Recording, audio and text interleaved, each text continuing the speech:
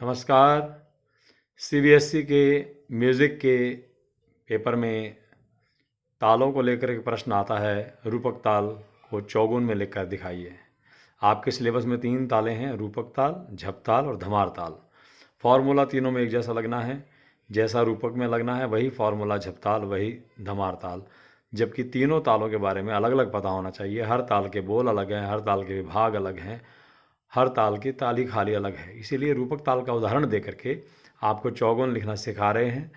आपको इसी तरह से झप ताल भी और धमार ताल भी करना होगा। फिलहाल हम रूपक ताल के माध्यम से चौगुन में किसी ताल को कैसे लिखा जाता है वो हम समझना चाह रहे हैं। इसके लिए आपको पहले रूपक ताल बराबर या ठा में जो वीडियो भेजा गया था वो देखना ज़रूरी है। जब तक रूपक ताल आपको सही से लिखने नहीं आएगी बराबर में ठा में, तब तक चौगुन लिखने का प्रश्न ही नहीं पैदा होता। अगर आपको रूपक ताल बराबर में ठा में लिखनी आती है तो आप चौगुन में उसको बड़ी सरलता से लिख सकते हैं, अन्यथा आप नहीं लिख सकते। तो रूपक ताल चौगुन में यानी कि 4 गुना। 4 गुना का मतलब 4 बार वही करना है, वही बॉक्स बनना है आपको, और उस बॉक्स को एक तरफ से खाली छोड़ दीजिए। राइट कॉर्नर बॉक्स का खाली छोड़ रहे हैं हम लोग, और उसके बाद हम कहीं बंद करेंगे जब समय आएगा तो इसको 3 हिस्सों में हम डिवाइड कर देंगे जैसे हम करते रहे हैं। ये जो पहला थोड़ा सा हिस्सा है, इसमें टाइटल आ जाते हैं। इस पर लिखा जाता है हमेशा मात्रा, यानी कि इसमें हम मात्राओं की काउंटिंग लिखते हैं। फिर आ जाता है बोल।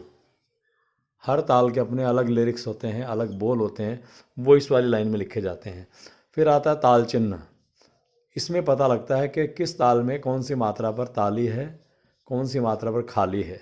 सम के लिए हमेशा क्रॉस लगाते हैं जो हमेशा पहली मात्रा पर ही दिखाई देता है, और खाली के लिए हमेशा सर्कल में गोला लगाते हैं, ज़ीरो लगाते हैं, उसमें मतलब खाली है वहाँ पर। और 2 या 3 लिखते हैं तो दूसरी बार ताली, तीसरी बार ताली। सम को पहली बार ताली माना ही जाता है हमेशा।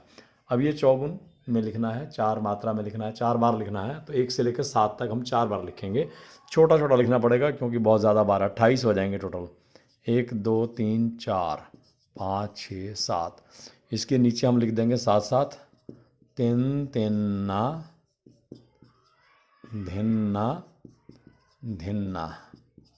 हमने 1 बार लिख दिया, अब इसको रिपीट करना है 4 बार हमने, और कुछ भी नहीं करना। 1 2 3 4 5 6 7। फिर लिख दीजिए इसी के नीचे नीचे तिन तिन्ना धिन्ना धिन्ना। फिर आप एक बार तीसरी बार लिख लेंगे 1 2 3 4 5 6 7 तिन तिन्ना धिन्ना धिन्ना। आखिरी बार 1 2 3 4 5 6 7। अब आप समझ गए होंगे ये मैंने क्यों खाली छुड़वाया था इधर से, क्योंकि ये इधर एक्सटेंड कर गया। हम इन लाइंस को एक्सटेंड कर देंगे आगे तक, जहाँ तक हमें ले जाना वहाँ तक ले जाएंगे। और अब इसको बंद करने का समय आ गया है, इसको यहाँ से क्लोज कर देंगे हम लोग इस सेक्शन को, और इसके नीचे भी वही चौथी बार लिख देंगे तिन तिन्ना धिन्ना धिन्ना। तो आप ध्यान से देखेंगे 1 से 7 पहली बार, फिर दूसरी बार, ये तीसरी बार और ये चौथी बार। ऐसे ही पहली बार तिन तिन्ना धिन्ना धिन्ना यहाँ तक, फिर दूसरी बार यहाँ तक आ गया, फिर तीसरी बार शुरू हुआ यहाँ तक आ गया, चौथी बार शुरू हुआ यहाँ तक आ गया।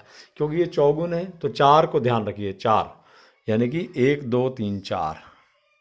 अब यहाँ से 1 2 3 4, ये 1 2 3 4, 4 डिजिट्स को आप एक एक बॉक्स में क्लोज कर दीजिए। तो आप देखेंगे ध्यान से 7 बॉक्स बन गए हमारे, 1 2 3 4 5 6 7।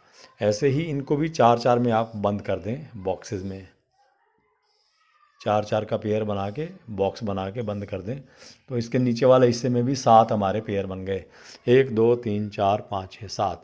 आपको पता होगा रूपक ताल में 7 मात्राएं होती हैं।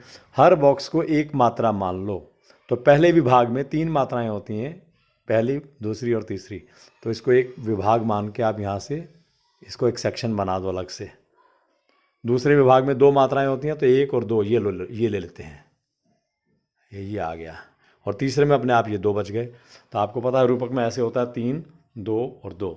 अब जो 1 के नीचे हम लोग यहाँ पर क्रॉस लगाते हैं या जीरो, रूपक में दोनों चलते हैं, बाकी किसी ताल में नहीं चलते हैं। जबकि रूपक में ऐसा है कि क्रॉस भी और खाली भी। यहाँ पर ये चौथी मात्रा बनती है 1 2 3 4, इसके नीचे हम लगाएंगे दूसरी बार ताली। यहाँ पर ये 6 नंबर आ जाता है 1 2 3 4 5 6, तो इसके नीचे तीसरी बार ताली। तो ये आप देख रहे हैं सामने आपने लिख दिया रूपक ताल चौगुन में कैसे लिखी जाती है, ये आपके सामने था। हमने बराबर में बता दिया, अगले वीडियो में हमने दोगुन में बता दिया था, और इस वीडियो में हमने रूपक ताल को चौगुन में कैसे लिखते हैं ये बता दिया। अगली जो तालें होंगी उसमें हम आपको बराबर में बताएंगे, दुगुन और चौगुन आप उसी फॉर्मूले से आप अपने आप बना लेंगे। Thank you.